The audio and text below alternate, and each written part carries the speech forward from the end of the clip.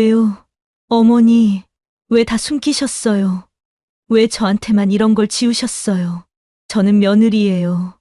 저는 자식도 아닌데, 왜 저만? 이 지경에도 아들, 딸들은 다 해외여행 가고, 이 짐을 나한테만 떠넘겼어요? 남편은 해외에서 웃고 있고, 시누이는 쇼핑만 하고, 시동생은 전화로 집문서 얘기만 해요. 그런데 왜 저만 여기서 이렇게 무너져야 하냐고요. 저도 사람이에요. 저도 지쳐요. 매일 밤마다 울면서 겨우 버티는 거 몰랐어요? 왜 다들 모른 척 하는 거예요? 왜 저만? 구독, 좋아요는 영상 제작에 큰 힘이 됩니다. 지금부터 사연 시작합니다. 아침 햇살이 집 안으로 스며들었다. 부엌 창문 틈으로 들어온 빛은 오래된 식탁 위를 천천히 쓸고 지나갔다. 먼지 입자들이 반짝이며 떠다녔다. 시간은 느리게 흘러가는 듯 보였다. 한수지는 부엌에 서 있었다. 하얀 주전자에 물을 올리고 국그릇만 한 찻잔을 꺼냈다. 뜨거운 김이 피어오르자 주전자 뚜껑이 달그락거렸다. 그 소리가 새벽 고요를 깨우는 유일한 소리였다. 그녀는 잠시 창밖을 바라봤다. 골목 끝에는 이웃집 할머니가 빗자루질을 하고 있었다. 리듬감 있는 소리가 바람결에 실려왔다. 마치 아주 오래전부터 반복되어 온 생활의 풍경 같았다. 그러나 집안의 공기는 무겁게 가라앉아 있었다. 안방에는 시어머니 육말순이 누워 있었다. 욕실에서 넘어져 전신마비가 된 이후로 그녀는 꼼짝할 수 없었다. 말은 거의 하지 못했지만 희미한 눈빛과 작은 손짓으로만 의사를 전했다. 수지는 조심스레 방문을 열었다. 방 안에는 약 냄새와 눅눅한 공기가 가득했다. 침대 곁에 작은 선풍기가 느릿느릿 돌아가고 있었다. 그 바람조차 무기력하게 느껴졌다. 윤말수는 창가 쪽에 놓인 침대에 누워 있었다. 머리맡에는 늘 손때 묻은 베개가 놓여 있었다. 베개 옆 탁자에는 시든 꽃 한 송이가 꽃병에 꽂혀 있었다.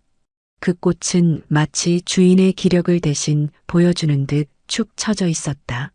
수지는 다가가 담요를 고쳐 덮어주었다. 그녀는 낮게 속삭였다. 어머니, 오늘도 잘 주무셨어요? 대답은 없었다. 그러나 시어머니의 눈동자가 미약하게 흔들렸다. 그게 유일한 반응이었다. 수지는 습관처럼 손수건으로 시어머니의 이마를 닦아주었다. 한 번의 돌봄이 끝나면 곧 다음 돌봄이 시작되었다. 하루가 짧지만 동시에 끝없이 길었다. 부엌에서 끓고 있던 물이 다시 휘파람처럼 울렸다. 수지는 자리를 비켜 국화차를 우리기 시작했다. 찬물이 노랗게 번져나가는 것을 멍하니 바라봤다. 향긋한 냄새가 번지자 잠시 마음이 풀리는 듯했다. 그러나 그 평온은 오래가지 않았다. 곧 들려오는 기침 소리. 수지는 다시 서둘러 방으로 향했다. 병상 위에서 시어머니는 고개를 힘겹게 돌리고 있었다. 괜찮으세요, 어머니? 그녀는 몸을 숙여 시어머니의 입술에 물을 대주었다. 물방울 몇 모금이 천천히 흘러들어갔다. 그 작은 움직임에도 시어머니의 가슴은 크게 오르내렸다. 수지는 다시금 마음이 먹먹해졌다. 불과 몇 달 전만 해도 시어머니는 똑바로 서 있었다. 동네 시장까지 직접 걸어가 장을 보곤 했다. 그러던 사람이 욕실에서 한번 미끄러진 뒤 이렇게 누워버렸다. 사람 인생이 참. 수지는 혼잣말을 내뱉었다. 짧은 한숨이 뒤따랐다. 시계는 오전 9시를 가리켰다. 이 시간쯤이면 원래 가족들이 모여 아침을 함께 먹곤 했다. 그러나 지금은 달랐다. 큰아들 도연은 짐을 싸며 바쁘게 움직이고 있었다. 둘째 딸 미라도 이미 공항으로 향할 준비를 끝냈다. 막내 아들 민수는 연락조차 없다. 수지는 알아차렸다. 이제 이 집에 남아 시어머니 곁을 지킬 사람은 자신뿐이라는 것을. 그 사실이 서글펐다. 그러나 동시에 당연하게 받아들여야 한다는 생각도 스쳤다. 방 안에는 다시 고요가 찾아왔다. 시어머니는 눈을 감고 있었다. 수지는 곁에 앉아 손을 잡았다. 온기가 아직 남아 있었다. 그 온기 하나로 버티고 있다는 생각이 들었다. 창문 밖에서는 아이들 웃음소리가 들려왔다. 동네 놀이터에서 뛰노는 소리였다. 그 웃음은 방 안의 침묵과 대조를 이루며 더 쓸쓸하게 다가왔다. 수지는 천천히 눈을 감았다. 그리고 마음속으로 되뇌었다. 오늘도 시작이네. 아무도 도와주지 않는 하루가 또 이어졌다. 그녀는 다시 자리에서 일어나 약을 챙겼다. 온종일 반복되는 일과가 눈앞에 펼쳐졌다. 씻기고 먹이고 닦아내고 재우는 일. 그게 전부였다. 그러나 수지는 안다. 이 지독한 반복 속에도 언젠가 변화가 올 수 있다는 것을. 그 변화가 희망일지 절망일지는 알 수 없었다. 다만 그녀는 오늘도 버티고 있었다. 조용한 시작. 그러나 이 집안에 곧 거대한 파도가 몰려올 것을 아직 아무도 알지 못했다. 그 순간 윤말순의 눈동자가 흔들렸다. 손끝이 미약하게 움직였다. 수지는 얼른 손을 잡았다. 그 작은 움직임 하나에 마음이 덜컥 내려앉았다. 창밖에서 자동차 경적 소리가 울렸다. 여행을 떠나는 사람들, 일상으로 향하는 사람들. 세상은 그대로 흘러가고 있었다. 그러나 이 집은 멈춰 있었다. 수지는 깊은 숨을 내쉬었다. 오늘부터 시작될 고독한 싸움이 길고 고단하리라는 것을 알았다. 그럼에도 발걸음을 멈출 수는 없었다. 그녀는 다시 국을 데우고 밥을 차렸다. 자신은 한 숟가락도 뜨지 못한 채 시어머니 입에 작은 숟가락을 가져다 댔다. 윤말수는 힘겹게 삼켰다. 그 모습에 눈물이 핑 돌았다. 밖에서는 비행기 이륙 소리가 들려오는 듯했다. 수지는 창문을 닫았다. 그러나 소리는 마음속에서 사라지지 않았다. 그 소리는 가족들이 멀리 떠나버렸음을 상기시키는 잔인한 증거였다. 그리고 이제부터 이 집은 그녀와 시어머니만의 공간이 되었다. 길고 긴 끝을 알 수 없는 나날이 시작되고 있었다. 한수지는 늦은 오후 창가에 앉아 있었다. 커튼 사이로 햇살이 비스듬히 들어왔다. 그 빗줄기 속에 먼지가 둥둥 떠다녔다.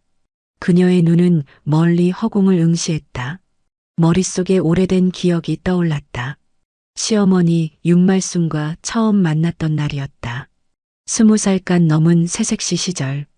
그때의 수지는 모든 것이 낯설고 두려웠다.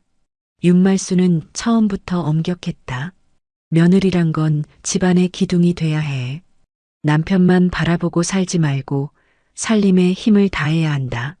굵은 목소리, 매서운 눈빛. 수지는 고개를 끄덕이며 긴장한 웃음을 지었다. 처음 몇 해는 갈등이 많았다. 사소한 반찬 하나에도 말다툼이 이어졌다. 수지는 속으로 울기도 했다. 왜 나한테만 이렇게 심하게 하실까? 그녀는 친정에 돌아가고 싶다는 생각을 수도 없이 했다. 그러나 세월이 지나며 조금씩 달라졌다. 아이를 낳고 기르면서 수진의 손길이 가정에 스며들자 윤말순의 눈빛도 변했다. 말은 여전히 거칠었지만 그 안에 묘한 따뜻함이 숨어 있었다. 애들 옷은 내가 제일 잘 챙기네. 그 말 한마디가 당시 수진에겐 큰 위로였다. 장도연은 늘 바빴다. 사업 때문에 집에 신경을 쓰지 않았다. 수지는 홀로 아이들과 시어머니를 돌봤다. 그 과정에서 자연스레 집안의 버팀목이 되었다. 장미라는 어려서부터 자유분방했다. 집안일에 관심이 없었다.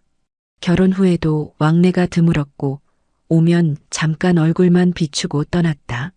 그녀의 삶은 늘 자기 중심이었다. 내 인생은 내가 알아서 살 거야. 그 말이 집안의 균열을 더욱 깊게 만들었다. 장민수는 막내답게 애교가 많았다. 어머니 말순에게는 특히 살가웠다. 그러나 책임보다는 말뿐인 관심이 많았다. 실속은 없고 마음만 앞서는 사람이었다. 결국 집안의 균형은 언제나 수진의 몫이었다. 겉으로는 며느리였지만 속으로는 맏며느리 이상이었다. 모든 굳은 일이 그녀에게 돌아왔다.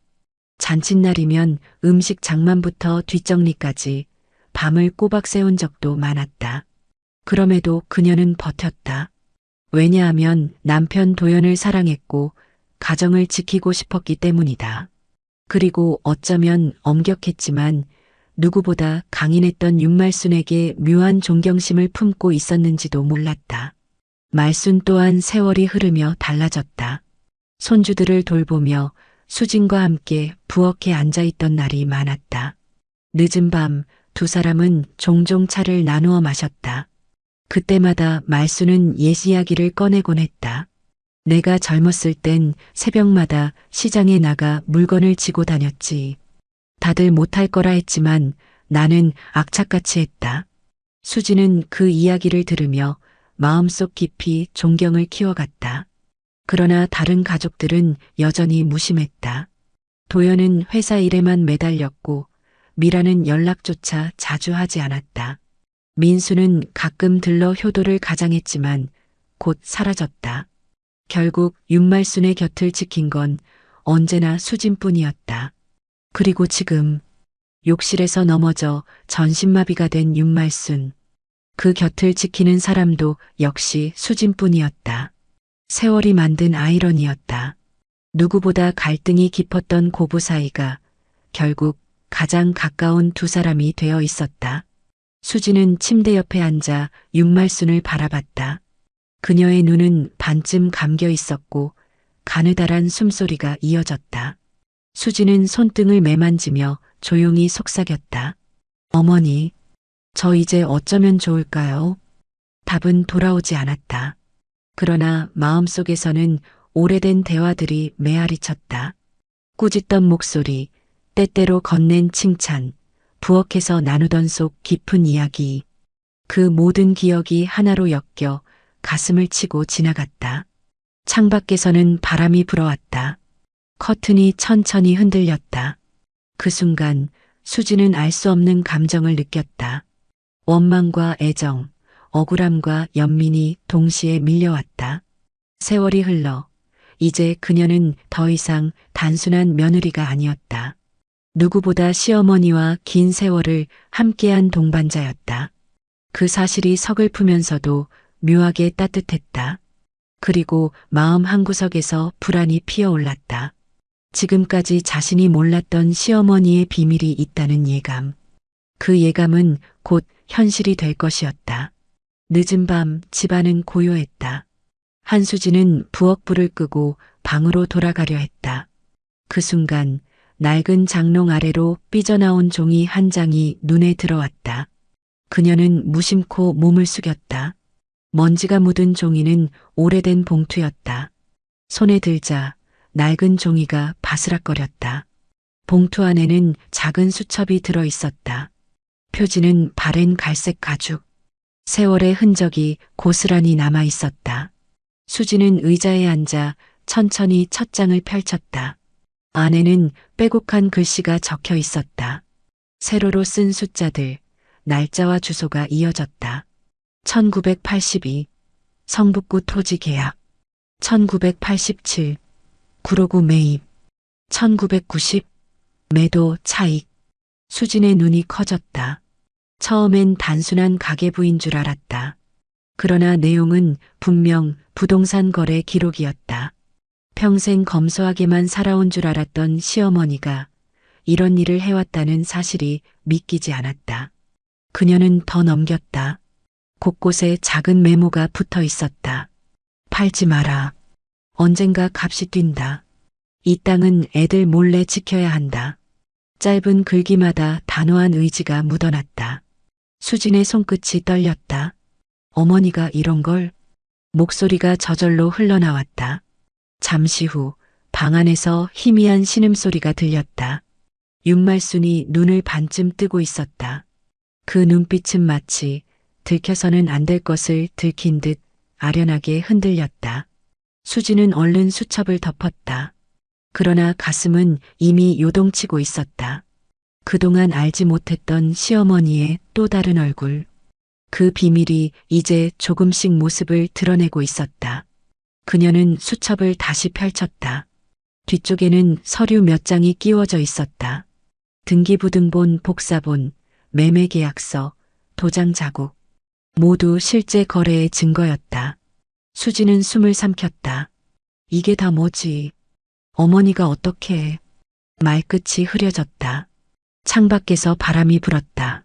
창문이 덜컹거리며 집안의 정막을 깨뜨렸다. 수지는 등골이 오싹해졌다. 그 순간 어린 시절 들었던 시어머니의 말이 떠올랐다. 나는 젊을 때 누구보다 열심히 살았다. 돈은 흘려보내면 안 된다. 붙잡아야 한다. 그땐 단순한 잔소리라 생각했는데 지금 보니 그 말이 사실이었다. 수지는 다시 시어머니를 바라봤다. 윤말순의 눈동자가 희미하게 흔들리며 그녀를 향했다. 말은 없었지만 무언가 전하려는 듯한 표정이었다. 어머니, 이게 다 뭐예요? 수지는 속삭였다. 그러나 대답은 들리지 않았다.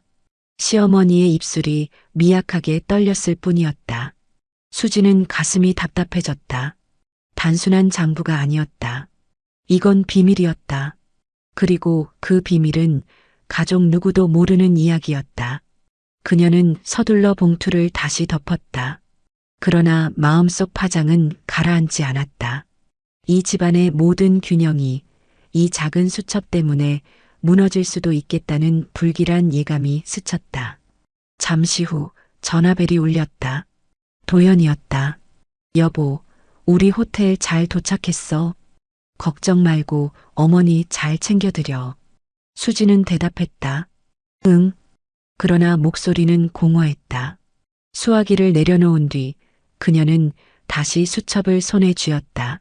마치 그것이 자신에게 말을 거는 듯했다. 낯설고도 묘한 힘. 수지는 자신도 모르게 그 힘에 끌리고 있었다. 시계는 자정을 향하고 있었다. 병실 같은 방 안, 두 여자의 숨소리만이 이어졌다. 한 사람은 누워있고 다른 한 사람은 앉아 있었다. 그 사이에 놓인 수첩 한 권.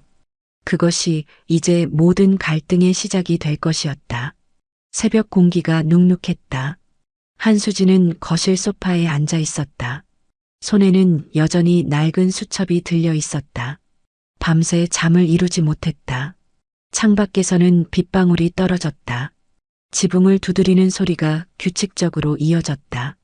그 소리에 마음이 더 뒤숭숭해졌다. 수지는 조용히 수첩을 펼쳤다. 어젯밤에 본 기록들이 다시 눈에 들어왔다. 1982 성북구 토지 계약, 1987 구로구 매입, 1990 매도 차익. 숫자와 주소가 눈앞을 어지럽혔다. 그녀는 속으로 중얼거렸다. 정말 이게 다 사실일까? 머릿속에 오래된 기억이 겹쳐졌다. 윤말순이 늘 강조하던 말. 돈은 아껴야 한다. 흘려보내면 안 된다. 붙잡아야 한다. 그 말이 이제는 단순한 잔소리가 아니었다. 이 수첩이 그 증거였다. 방 안에서 기침 소리가 들렸다. 수지는 황급히 자리에서 일어났다.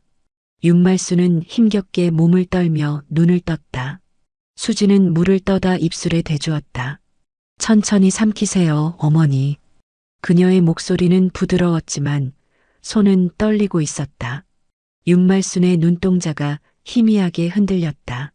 마치 무언가 말하려는 듯했다. 그러나 입술은 소리를 내지 못했다. 수지는 그 눈빛을 오래 바라봤다. 혹시 나한테만 말해주려는 건 아닐까? 가슴이 덜컥 내려앉았다. 점심시간이 다가왔다. 수지는 밥을 차리고 죽을 끓였다. 그러나 젓가락을 들 힘조차 없었다. 밥상 앞에서 멍하니 앉아 있다가 결국 숟가락을 내려놓았다. 왜 나만 남았을까? 그녀의 목소리가 허공으로 흩어졌다. 휴대폰이 울렸다. 화면에는 남편 도연의 이름이 떴다. 여보, 어머니 괜찮으셔? 나 여기 너무 좋다. 바닷바람이 시원해. 걱정하지 말고 조금만 버텨. 그 말은 위로 같았지만 사실은 책임 회피였다. 수지는 대답했다. 응, 알았어. 그러나 목소리는 메말라 있었다. 전화를 끊자 눈물이 핑 돌았다. 휴대폰을 테이블 위에 던지고 두 손으로 얼굴을 감쌌다. 억울함과 외로움이 한꺼번에 몰려왔다. 그때 다시 수첩이 떠올랐다. 그녀는 얼른 방으로 가 서류를 펼쳤다. 등기부등본, 복사본, 매매계약서, 도장 자국. 모두 진짜 같았다. 심장이 빠르게 뛰었다. 만약 이게 사실이라면 어머니는 평생 거짓된 얼굴로 살아오신 건가? 그리고 왜 가족 누구도 모르게 숨기셨을까? 창문을 두드리던 빗소리가 더 거세졌다. 수진의 머릿속도 소용돌이쳤다. 윤말수는 침대에 누워 있었다. 가느다란 호흡, 미약한 손짓. 그 모습은 무력해 보였다. 그러나 수첩 속 기록은 그녀가 한때 강인했고 누구보다 치밀했다는 사실을 증명하고 있었다. 어머니, 수지는 속삭였다. 이건 왜 저한테만 보여주신 거예요? 윤말순의 눈가에 눈물이 맺혔다. 그러나 대답은 여전히 없었다. 수지는 그 눈물을 바라보다가 마음이 더 복잡해졌다. 연민, 원망, 혼란이 뒤섞였다. 밤이 다시 찾아왔다. 집안은 고요했지만 수진의 마음은 요동쳤다. 그녀는 창밖을 보며 속으로 다짐했다. 이제는 나 혼자만의 싸움이 아니야. 뭔가 더 깊은 이야기가 숨어 있어. 그리고 직감했다. 이 비밀이 곧 가족들을 다시 불러 모을 것이라는 것을. 그리고 그때 모든 것이 무너질 수도 있다는 것을. 늦은 오후 현관문 초인종이 울렸다. 한수진은 놀란 얼굴로 문을 열었다. 낯선 노인이 서 있었다. 허리는 굽었지만 눈빛은 또렷했다. 여기가 윤말순 댁 맞습니까?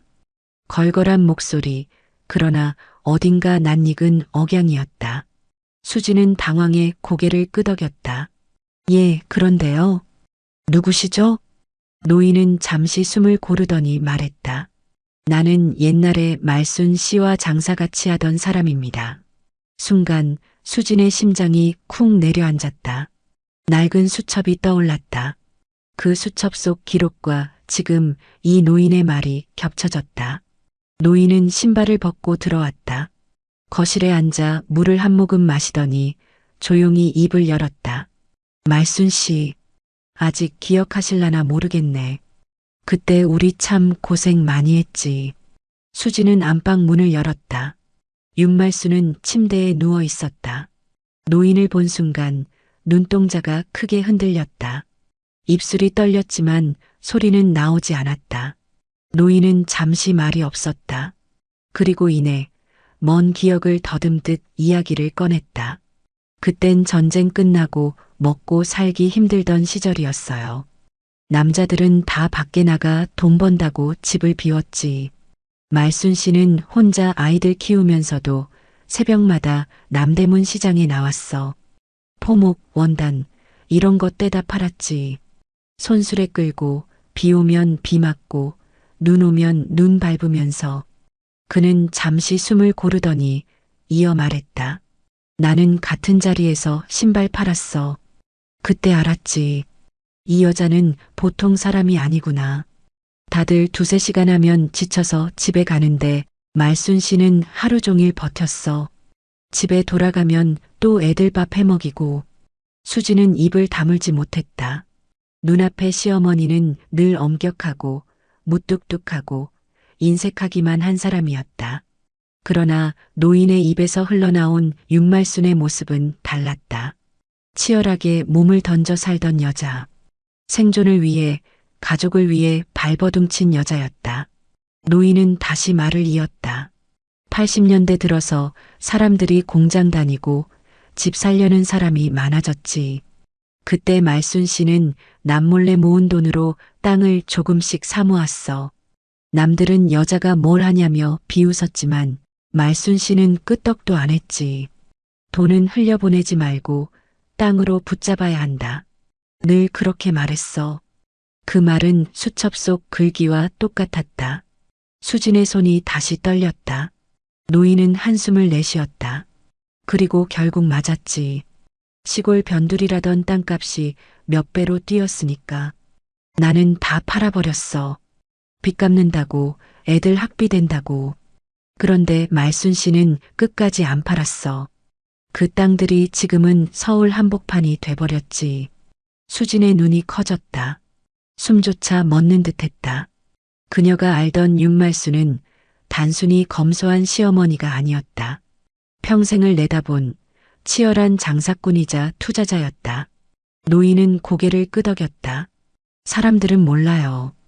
겉으론 인색하고 모질게 보였지만 속으로는 다 준비하고 있었어. 애들이 자라면 언젠가는 큰 힘이 되겠다고. 그게 말순 씨 마음이었어. 말순의 눈가에 눈물이 맺혔다. 움직일 수 없는 몸, 그러나 눈빛은 모든 걸 말하고 있었다. 수지는 그 눈빛을 보며 알았다. 이건 단순한 재산 이야기가 아니었다. 윤말순의 삶 전체였다. 피와 땀과 눈물이 배인 세월이었다. 수진의 가슴이 먹먹해졌다. 그동안 품었던 원망이 흔들리기 시작했다. 그녀는 침대 곁에 앉아 시어머니의 손을 꼭 잡았다. 차갑고 메마른 손. 그러나 그 손은 과거 수많은 날을 버텨낸 손이었다. 노인은 일어나며 말했다. 나는 이제 마음이 놓입니다. 말순 씨 곁을 이렇게 지켜주는 사람이 있으니 그 수첩 아마 다 기록이 있을 겁니다. 그 안에 말순 씨의 인생이 다 담겨 있어요. 현관문이 닫히자 집안은 다시 고요해졌다. 그러나 수진의 마음은 더 이상 예전과 같지 않았다. 시어머니를 향한 시선이 바뀌었다. 원망과 짐이었던 존재가 이제는 존경과 연민으로 겹쳐졌다. 하지만 동시에 불안이 피어올랐다. 만약 이 사실을 가족들이 알게 된다면 그 순간 앞으로 다가올 파국의 그림자가 어슴풀에 드리워졌다. 밤은 길었다. 한수진은 등받이 의자에 앉아 있었다. 손에는 낡은 수첩이 그대로 들려 있었다. 눈은 퀭했고 입술은 바싹 말라 있었다. 방 안 공기는 눅눅하고 답답했다. 시어머니 윤말순은 침대에 누워 눈을 감고 있었다. 가늘게 오르내리는 가슴이 겨우 생명을 붙들고 있었다. 그 모습이 오히려 수진의 가슴을 더 옥죄었다. 어머니. 그녀는 입술을 깨물며 속삭였다. 저 이제 더는 못하겠어요. 그러나 대답은 없었다. 그 고요가 오히려 더 잔인하게 다가왔다. 수진은 손에 쥔 수첩을 내려다봤다. 거기에는 잊혀진 듯한 숫자와 주소들이 빼곡히 적혀 있었다. 성북구, 구로구, 매입, 차익. 수십 년 전부터 기록된 흔적들. 그것들은 단순한 글자가 아니었다. 윤말순의 피와 땀이었다. 수지는 갑자기 분노가 치밀었다. 왜요, 어머니? 왜 다 숨기셨어요? 왜 저한테만 이런 걸 지우셨어요? 목소리가 방 안을 울렸다. 윤말순의 눈이 천천히 떴다. 흐린 눈동자가 수진을 향했다. 그러나 말은 나오지 않았다. 수진은 눈물을 흘리며 외쳤다. 저는 며느리예요. 자식도 아닌데. 왜 저만 남기셨어요? 왜 아들, 딸 다 제쳐두고 저한테만 이 짐을 떠넘기셨어요? 그녀의 목소리는 절규로 바뀌었다. 울음과 분노가 뒤섞였다. 남편은 해외에서 웃고 있어요. 시누이는 쇼핑만 해요. 시동생은 전화로 문서 얘기만 해요. 그런데 왜 저만 여기서 무너져야 하냐고요? 수지는 고개를 떨구며 울었다. 눈물이 시트 위로 흘러내렸다. 침대 곁은 금세 축축해졌다. 윤말순의 손가락이 미약하게 떨렸다. 수지는 그 손을 붙잡았다. 그 떨림 속에는 말할 수 없는 감정이 담겨 있었다. 미안함, 고마움, 그리고 설명할 수 없는 비밀. 그러나 수지는 그것마저도 원망으로 느꼈다. 이제 와서 눈빛으로만 무슨 말을 하려는 거예요. 그럴 거면 진작 말씀하시지. 저 혼자 이렇게 끙끙 앓게 만들지 말고. 그녀는 주먹으로 가슴을 두드렸다. 숨이 막힐 듯 가슴이 답답했다. 저도 사람이에요. 저도 지쳐요. 매일 밤마다 울면서 겨우 버티는 거 몰랐어요? 왜 다들 모른 척 하는 거예요? 왜 저만? 방 안은 한참 동안 울음으로 가득했다. 수지는 울다 지쳐 고개를 들었다. 윤말순의 눈가에는 눈물이 맺혀 있었다. 움직일 수 없는 몸, 그러나 눈물은 진실을 말하고 있었다. 수지는 다시 흐느꼈다. 이번에는 목소리가 조금 달랐다. 어머니, 저 사실 원망만 한 게 아니에요. 처음엔 미웠어요. 그런데 이제는 알 것 같아요. 어머니가 왜 그렇게 악착같이 사셨는지, 왜 그토록 돈을 붙잡으려 했는지. 그녀의 시선은 다시 수첩으로 향했다. 낡고 초라해 보이는 노트 한 권. 그러나 그 안에는 한 여자의 삶 전체가 담겨 있었다. 피눈물 같은 기록들. 쓰러져도 배가 고파도 결코 놓지 않았던 흔적들. 수지는 눈을 감았다. 눈물은 여전히 흐르고 있었다. 그러나 그 눈물 속에는 새로운 감정이 섞여 있었다. 원망과 연민이 동시에 자리했다. 그녀는 떨리는 목소리로 말했다. 어머니, 저는 이제 어디로 가야 할까요? 이 수첩을 지켜야 할까요? 아니면 버려야 할까요? 저는 며느리일 뿐인데 왜 저를 이런 길로 끌고 오셨어요? 그때 휴대폰이 울렸다. 다시 장민수였다. 수지는 망설이다가 전화를 받았다. 형수님, 어머니 괜찮으세요? 목소리는 부드러웠다. 그러나 수지는 직감했다. 그 속에 다른 속셈이 숨어 있다는 것을. 똑같아. 여전히 힘드셔. 짧게 대답했다. 민수는 잠시 머뭇거리더니 물었다. 형수님, 혹시 어머니 남기신 거 없으세요? 뭐, 땅 문서 같은 거. 수지는 숨이 막혔다. 손에 쥔 수첩이 무겁게 느껴졌다. 그녀는 대답 대신 전화를 끊어버렸다. 손끝이 떨렸다. 이제 시작이야. 다들 달려들겠지. 이 수첩이 불러올 싸움이 이제 막 시작된 거야. 그녀는 고개를 들어 시어머니를 바라봤다. 윤말수는 눈을 감고 있었다. 그러나 눈가에는 아직 눈물이 맺혀 있었다. 수지는 그 손을 잡으며 다시 울음을 터뜨렸다. 이번에는 목소리도 숨소리도 막을 수 없었다. 그 울음은 단순한 눈물이 아니었다. 그녀의 지난 세월, 억눌린 서름, 외로움, 원망이 한꺼번에 터져나온 절규였다. 방 안에는 빗소리와 울음소리만이 이어졌다. 그 울음은 멈출 기세가 없었다. 그리고 그 순간 수지는 깨달았다. 이제 자신은 되돌릴 수 없는 길 위에 서 있다는 것을. 이른 새벽 현관문 초인종이 울렸다. 한수지는 놀란 눈으로 문을 열었다. 그 앞에는 막내 장민수가 서 있었다. 그는 환하게 웃으며 말했다. 형수님, 제가 왔어요. 어머니 걱정돼서 그냥 못 있겠더라고요. 목소리는 따뜻했다. 그러나 수진의 가슴은 덜컥 내려앉았다. 민수는 집 안으로 들어와 곧장 안방으로 향했다. 윤말수는 여전히 침대에 누워 있었다. 민수는 침대 옆에 앉아 손을 꼭 잡았다. 어머니, 민수 왔어요. 저 왔어요. 그의 눈가에는 금세 눈물이 맺혔다. 수지는 멀찍이 서 그 장면을 지켜봤다. 겉으로는 뭉클한 모습이었다. 그러나 그녀의 마음속에는 불길한 예감이 번졌다. 며칠 전 전화 속 그의 어색한 질문이 떠올랐다. 형수님, 혹시 문서 같은 거 없으세요? 민수는 한참 동안 어머니 손을 붙잡고 있었다. 그러다 수진을 돌아보며 말했다. 형수님, 고생 많으시죠? 제가 이제 도울게요. 혼자 힘들었을 거 알아요. 그 말은 달콤했다. 그러나 수진의 가슴은 더 무거워졌다. 그날 저녁 민수는 주방에서 수진과 마주 앉았다. 그는 갑자기 낮은 목소리로 물었다. 형수님, 어머니가 혹시 뭐 말씀 안 하셨어요? 수진은 차갑게 되물었다. 무슨 말? 민수는 눈치를 보며 말을 이었다. 그러니까 혹시 재산 같은 거 말이에요. 땅이라든지 집이라든지. 순간 수진의 손이 멈췄다. 숟가락이 그릇에 부딪히며 소리가 났다. 민수는 얼른 웃으며 말을 돌렸다.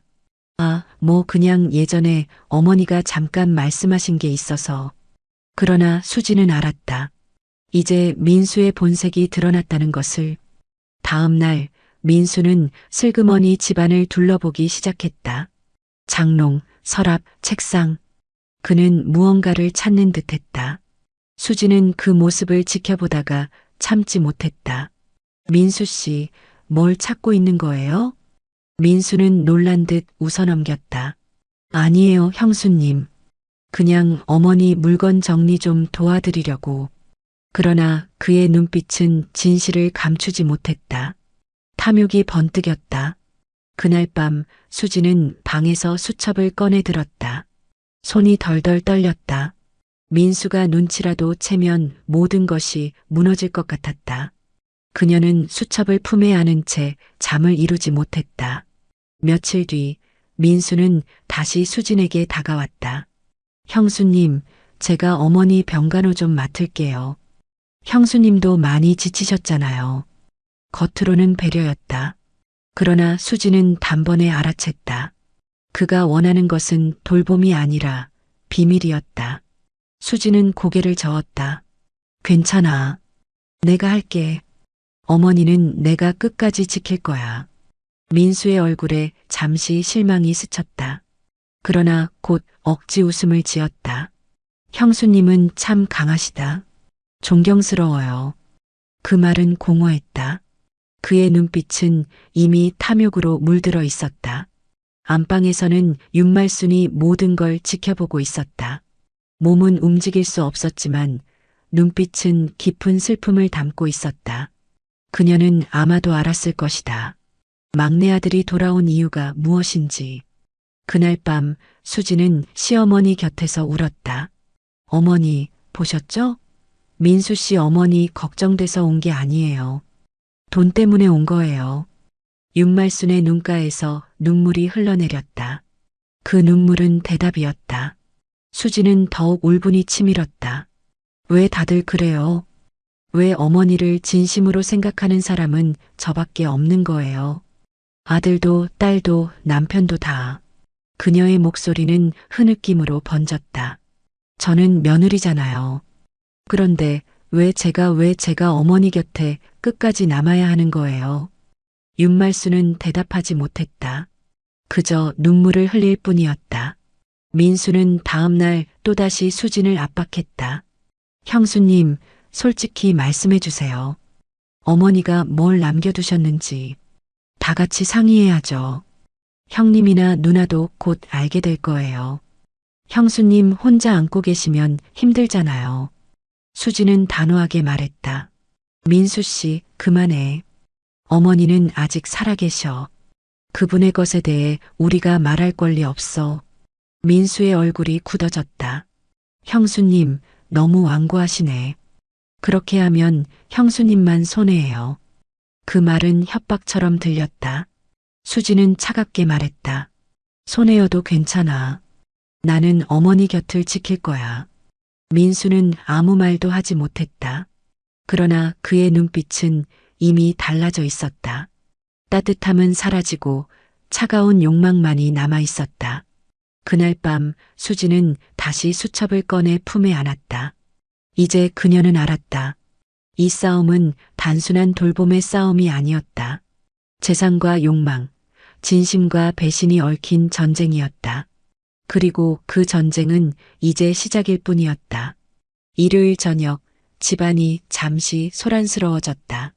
현관문이 열리고 가족들이 하나둘 들어왔다. 장도현, 장미라, 그리고 여행 가방들이 거실을 채웠다. 어머니, 저희 다녀왔습니다. 도연은 밝은 목소리로 인사했다. 그러나 그 표정 속에는 어색한 미안함이 묻어 있었다. 미라는 손에 쇼핑백을 들고 있었다. 엄마, 선물 사왔어. 좋은 거야. 화려한 포장지에 감싸인 가방을 흔들며 웃었다. 그러나 그 웃음은 얇았다. 수지는 멍하니 그들을 바라봤다. 며칠 동안 홀로 버텼던 시간들이 머릿속을 스쳤다. 분노가 치밀었지만 입술은 굳게 닫혔다. 안방에서는 윤말순이 희미한 눈빛으로 가족들을 바라보고 있었다. 움직일 수 없는 몸, 그러나 눈동자만은 흔들리고 있었다. 도연이 다가와 어머니 손을 잡았다. 어머니, 이제 걱정 마세요. 저희가 지켜드릴게요. 목소리에는 결심이 담긴 듯 했지만 수지는 믿을 수 없었다. 그 순간 미라도 곁에 앉았다. 엄마, 앞으로는 제가 자주 올게요. 형수님 혼자 힘들게 안 할게. 그 말은 의외였다. 수지는 잠시 놀란 눈으로 그녀를 바라봤다. 민수도 다가와 덧붙였다. 형수님 미안해요. 저도 이제 진심으로 도울게요. 다 같이 어머니 지켜드립시다. 그의 표정에는 진심처럼 보이는 온기가 섞여 있었다. 방 안 공기가 순간 부드러워졌다. 한동안 모두가 침묵 속에 어머니 곁에 앉아 있었다. 시계 초침 소리만이 귓가를 울렸다. 수지는 묘한 감정을 느꼈다. 혹시 이제라도 달라질 수 있을까? 정말 다 같이 힘을 합쳐 어머니를 지킬 수 있을까? 그녀의 눈가에 눈물이 고였다. 오랜 고독과 분노가 잠시나마 풀리는 듯했다. 마치 짙은 먹구름이 걷히고 햇살이 스며드는 순간 같았다. 도연이 수진을 바라보며 말했다. 여보, 미안했어. 당신 혼자 다 짊어지게 해서 이제 같이 하자. 수진은 그 말을 들으며 가슴이 뭉클했다. 한순간 그녀의 어깨에서 짐이 조금 내려가는 듯했다. 그러나 그 평화는 오래가지 않았다. 식탁에 둘러앉은 순간 민수가 불쑥 말을 꺼냈다. 형수님, 그런데 어머니가 남긴 수첩 같은 거 혹시 없으세요? 공기가 얼어붙었다. 도연이 곧장 고개를 들었다. 수첩? 무슨 수첩? 그의 눈빛은 날카로웠다. 미라까지 끼어들었다. 나도 들었어. 어머니가 뭔가 모아두셨다던데. 형수님만 아는 거 아니야? 수진의 얼굴이 굳어졌다. 손에 힘이 들어갔다. 결국 이 얘기가 나오는구나. 민수는 목소리를 낮췄다. 형수님, 솔직히 말씀하세요. 우리 가족끼리 숨길 게 뭐가 있어요? 다 같이 나눠야죠. 그 말은 마치 당연한 주장처럼 들렸다. 도연도 목소리를 높였다. 여보, 사실이라면 말해야지. 그동안 우리도 모르게 뭘 숨겨온 거야? 수지는 입술을 깨물었다. 가슴이 답답했다. 어머니는 아직 살아계셔. 그분의 것에 대해 우리가 논의할 권리 없어. 그녀의 목소리는 단호했다. 그러나 미라는 콧방귀를 뀌었다. 형수님, 그건 아니지. 어머니가 돌아가시면 결국 우리가 다 책임져야 하는데 미리 준비해야지. 민수도 거들었다. 맞아. 어머니도 원하실 거예요. 가족끼리 사이좋게 나누라고. 그의 말은 달콤했지만 속내는 탐욕이었다. 수지는 눈을 치켜떴다. 당신들 지금 무슨 말하는 거야? 어머니는 아직 숨쉬고 계셔. 눈으로 다 보고 계셔. 그런데 벌써부터 나눠야 한다고? 당신들이 정말 자식 맞아? 분위기는 순식간에 무너졌다. 잠시 전까지만 해도 따뜻하던 방 안 공기가 차갑게 얼어붙었다.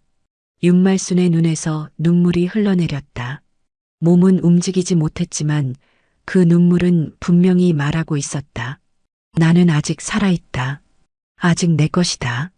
그러나 자식들은 그 눈물을 보지 못했다. 아니, 보려 하지 않았다.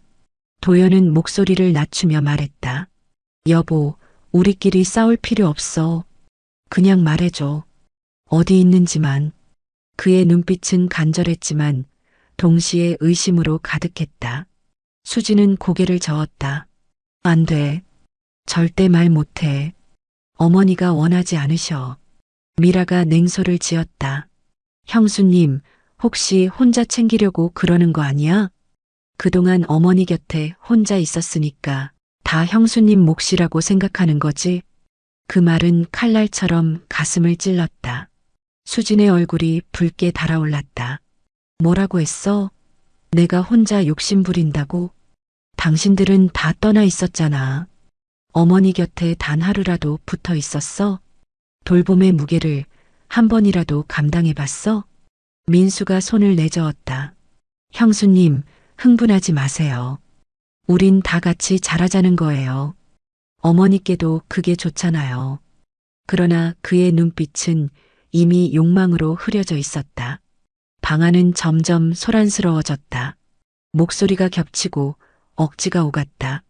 처음에 따뜻한 화해는 흔적도 없이 사라졌다. 한수진은 주먹을 꽉 쥐었다. 눈물이 차올랐지만 울 수는 없었다. 당신들 정말 어머니를 사랑하긴 하는 거야? 아니면 어머니가 남긴 걸 사랑하는 거야? 순간 모두가 말이 막혔다. 그 침묵 속에서 윤말순이 억눌린 숨소리만이 방 안을 메웠다. 밤 공기는 무겁게 가라앉아 있었다. 가족들은 여전히 거실에 모여 있었다. 대화는 더 이상 대화가 아니었다. 탐욕과 의심, 억지와 비난이 얽혀 있었다. 한수진은 침묵한 채 앉아 있었다.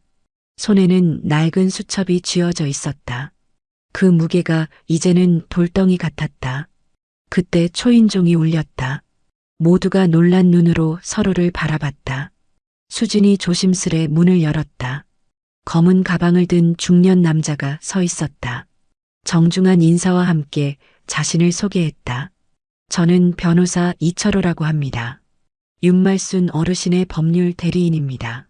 순간 거실의 공기가 얼어붙었다. 도연이 눈을 크게 뜨며 물었다. 변호사요? 무슨 일이죠? 이 변호사는 차분히 말했다. 오늘은 윤말순 어르신께서 미리 작성하신 유언장을 공개하려 합니다. 가족 모두가 모였으니 이 자리에서 확인하는 게 맞다고 판단했습니다. 가족들은 일제히 술렁였다. 민수의 얼굴이 굳어졌다. 미라는 입술을 깨물었다. 도연은 긴장한 눈빛으로 아내 수진을 바라봤다. 거실 한가운데 작은 탁자가 놓였다. 변호사가 가방에서 봉투를 꺼내 조심스레 펼쳤다. 낡고 오래된 종이, 그러나 글씨는 또렷했다. 변호사가 천천히 읽기 시작했다. 나는 윤말순. 나의 평생의 삶과 수고로움의 결과로 모아온 재산을 자식들에게는 물려주지 않는다. 순간 거실이 얼어붙었다. 도연이 자리에서 벌떡 일어났다. 뭐라고요? 말도 안 돼. 목소리가 흔들렸다. 미라가 외쳤다. 엄마가 우리를 버린다는 거야? 평생 자식 위에 살아온 분이 왜? 민수는 얼굴이 창백해졌다. 손에 쥔 술잔이 바닥에 떨어져 산산조각 났다. 그럴 리 없어. 내가 어머니 마음을 제일 잘 아는데. 그러나 변호사는 흔들리지 않았다. 다시 글을 이어 읽었다. 내 자식들은 내 곁을 떠났고 내가 가장 힘들 때 함께하지 않았다. 내 마지막을 지킨 이는 며느리 한수진뿐이다. 모두의 시선이 수진에게 향했다.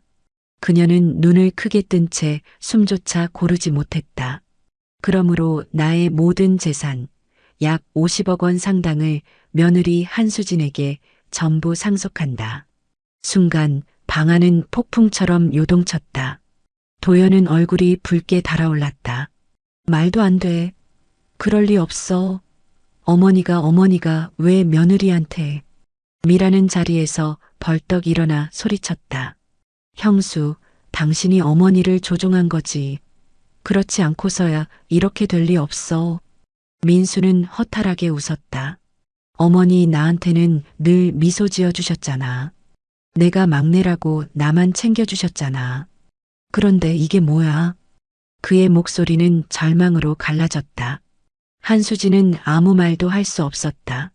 그저 손에 쥔 수첩을 바라봤다. 그리고 침대에 누워있는 시어머니를 바라봤다. 윤말수는 눈을 뜨고 있었다. 흐린 눈빛 속에서 눈물이 흘렀다. 그 눈물은 대답이었다. 나는 모든 걸 알고 있었다. 나는 끝까지 너만 믿었다. 도연이 수진을 향해 다가왔다. 여보, 이건 말이 안 돼. 당신이 뭘 한 거야? 당신이 어머니를 속였지? 목소리가 떨렸지만 분노가 가득했다. 수지는 고개를 저었다. 아니야. 나는 아무것도 한 게 없어. 어머니가 직접 선택하신 거야. 당신들이 외면한 그 시간 동안 나는 그냥 곁에 있었을 뿐이야. 그녀의 목소리는 떨렸지만 동시에 단단했다. 미라가 주저앉았다. 엄마 나한테 왜 그러셨어요? 나도 딸인데.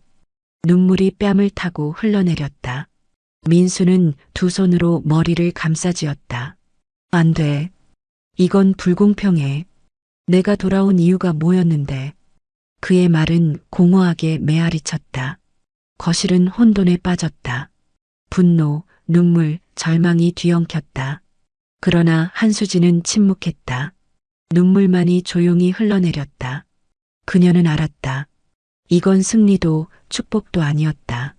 그저 남겨진 자의 무거운 짐일 뿐이었다.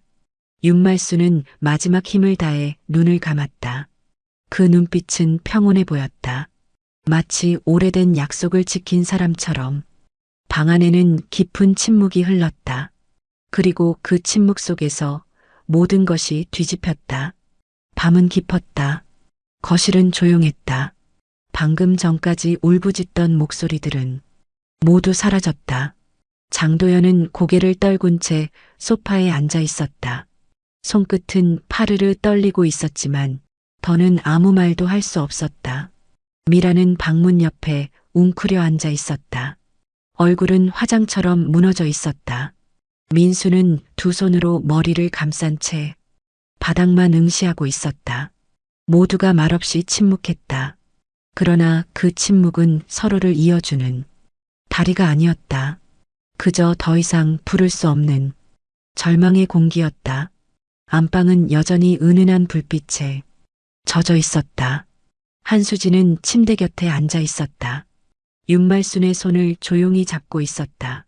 그 손은 차갑고도 가벼웠다. 그러나 여전히 희미한 온기가 남아 있었다. 그 온기가 수진을 붙들고 있었다. 눈물이 흐르지만 소리는 없었다. 울음조차 잠잠해졌다. 오직 깊은 숨과 고요만이 방을 채웠다. 수진은 속으로 중얼거렸다. 어머니, 이제 편히 쉬세요.